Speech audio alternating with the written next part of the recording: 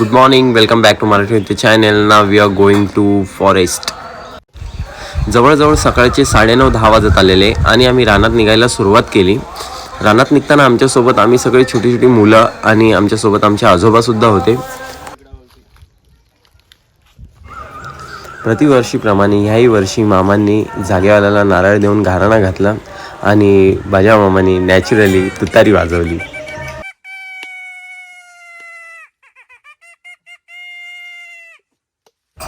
माझ्या मामा तुम्ही तुतारी खूप नॅचरली मस्त वाजवलेली आहे.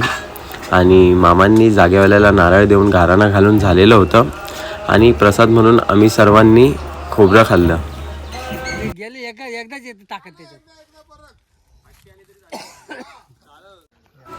या सर्व गोष्टी झाल्यानंतरून आम्ही इथून आदिष्टी देवीकडे निघालो.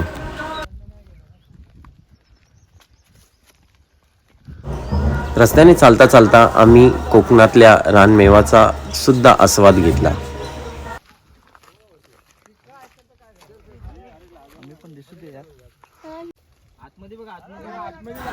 सर्वजण काजू काढण्यासाठी खूप उत्सुक होते.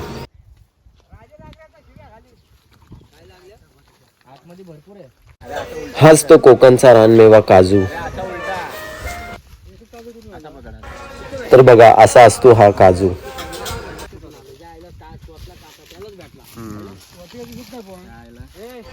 जस्ट आत्ताच आम्ही आदिष्टी मंदिराजवळ पोहोचलो. हा तुम्ही बघू शकता आजूबाजूचा परिसर खूप पवित्र आणि निर्मळ आहे. आणि आदिष्टी देवीच्या मंदिरासमोरच शंकराची एक पिंडी आहे. आदिष्टी देवीचे दर्शन केले आणि शंकराच्या पिंडीचे दर्शन करून झाल्यानंतर आम्ही परत घराकडे निघालो.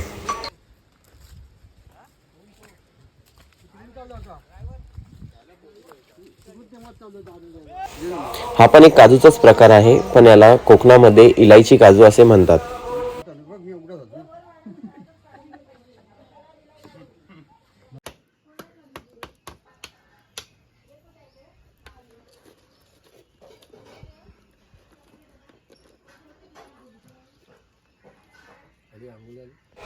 रानातून परतताना बाबू मामांनी फणस घेतले आणि फणसाची भाजी आम्ही त्यांना करायला लावली. फणसाचे छोटे छोटे तुकडे करून झाल्यानंतर आम्ही टोप घेतला. टोपामध्ये थोडेसे पाणी ओतले आणि बाबू मामांनी जे फणसाचे छोटे छोटे तुकडे केलेले ते सॉफ्ट होण्यासाठी आम्ही गरम पाण्यामध्ये टाकले. आता गरम पाण्याने धुणार ना, आता उकळी द्या ना, त्याला सॉफ्ट मग सॉफ्ट सॉफ्ट राहणार.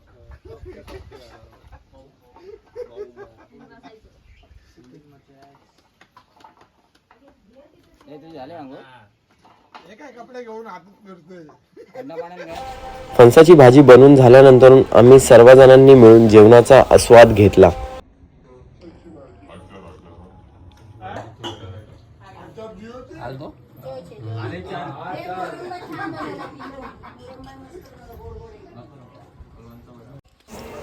जेवणाचा आस्वाद घेतल्यानंतर आम्ही सर्वजण बाहेर जाण्यासाठी प्लॅन बनवत होतो.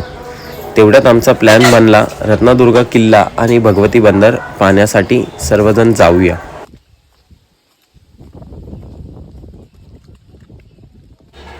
नेहमीप्रमाणे नितीन बाईकची काळजी घेताना बाईकला पुसून ठेवत होता, कारण त्या बाईकवरती आम्ही दोघेच जण जाणार आहोत.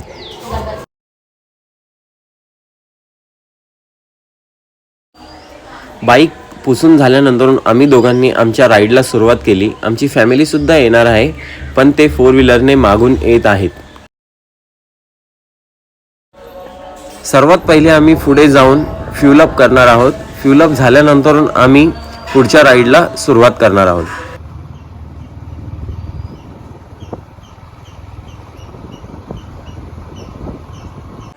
जस्ट आत्ताच आम्ही पेट्रोल पंपवर पोहोचलो.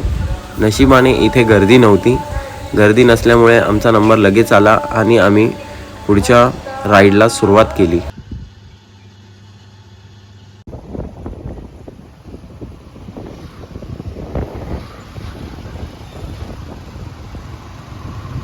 जस्ट आत्ताच पेट्रोल भरून आम्ही पुढच्या राईडला निघालेलो आहोत. रत्नदुर्ग किल्ला ह्या किल्ल्याला रत्नागिरी किल्ला असे सुद्धा म्हटले जाते. हा महाराष्ट्रातील रत्नागिरी जिल्ह्यात आहे. बहामनी राजवटीत हा किल्ला बांधला गेला.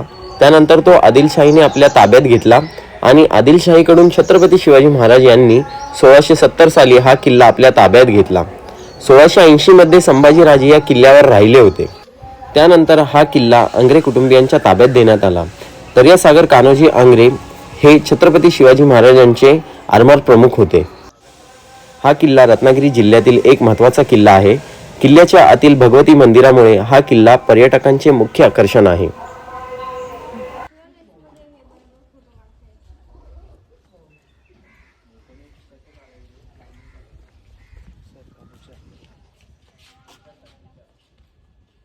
तीन बाजूंनी अरेबियन समुद्राने वेढलेला असा हा किल्ला आहे. किल्ल्याचा आकार घोड्याच्या बुटाचा असून त्याची लांबी अंदाजे 1300 मीटर आणि रुंदी 1000 मीटर आहे.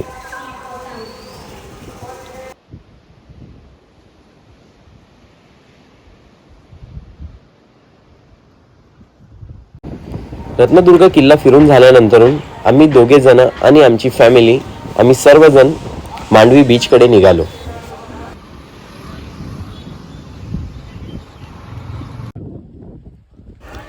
मांडवी बीचकडे आल्यानंतर आम्ही मांडवी बीच थोडासा एक्सप्लोर केला. सनसेटच्या टायमाला आम्ही तिकडे आलेलो. मग तिकडे मी छोटासा माझा एक डान्सचा व्हिडिओ बनवला. तो तुम्ही माझ्या इंस्टाग्राम ID वर बघू शकता.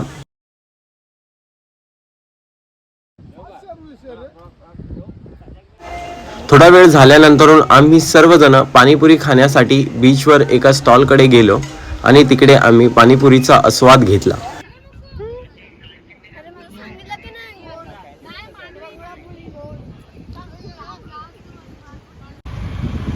मांडवी बीच आणि रत्नदुर्ग किल्ला एक्सप्लोर केल्यानंतर आम्ही सर्वजण घराकडे परत निघालो आणि जवळजवळ रात्रीचे मला वाटतं 9:30-10 वाजत आलेले.